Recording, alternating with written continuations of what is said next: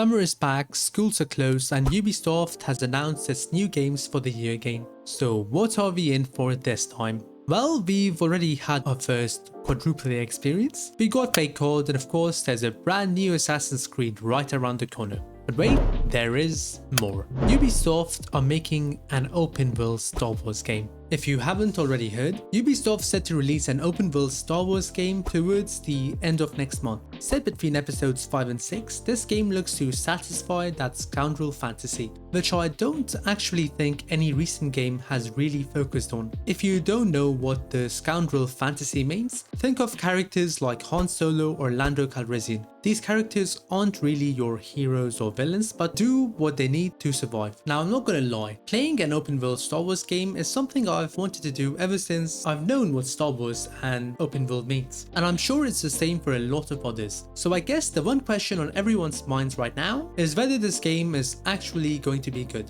Well, let's take a look at Ubisoft's recent AAA releases and maybe we'll find an answer there. So what do we have here? Mediocre, mediocre.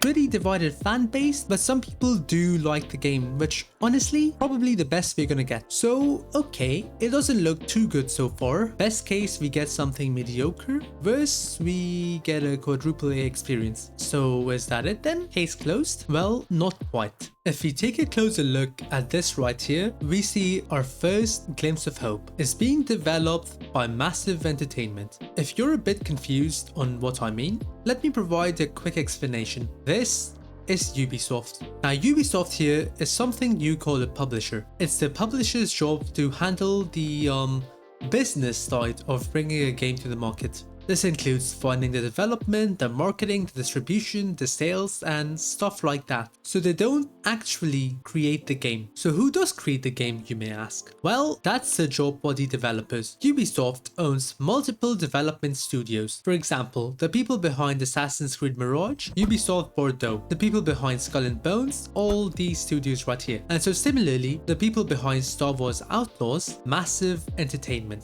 So instead of taking a look at Ubisoft's past releases, I think a look at this specific developer will give us a better idea of Outlaws' chances. And what game to start this off with than arguably its most notable one, The Division. Despite having a rocky launch, this PvP open world shooter would soon become one of Ubisoft's most beloved franchises. Some key takeaways from this franchise include their refined shooting mechanics, immersive RPG elements, and exceptional world building, elements that fans love and that are integral to the upcoming Star Wars game. Another game that we can take a look at, something that they released quite recently actually, Avatar: Frontiers of Pandora. And yeah, I did call this game mid earlier, and truth be told, I feel like people kind of forgot that it ever came out. But whatever you say about the game, something that this absolutely nails is its incredible world building and immersive gameplay. So we are beginning to see a bit of a pattern here. The studio has a tendency to get two main elements right, the world and the gameplay. But before you get too excited though, there is a third element that I haven't quite gotten to yet. The studio is also known for one more thing, a lackluster story. The story in Massive's games have always just seemed like an afterthought. Division 1, Division 2, Avatar, all the games I've mentioned follow this trend. Keep in mind, however, that we obviously can't just take this as gospel and say for certain that Outlaws will have a bad story. I mean, apparently it's going to be a high story, and those are normally not too hard to get right. So hey, fingers crossed. Getting back to the positives again though, there has been a lot of buzz going around in regards to the demo. And well, I have kind of given away the sentiment, but the reaction was very good. And this brings us to our next question. Can we even judge this game based off its demo? Yes and no.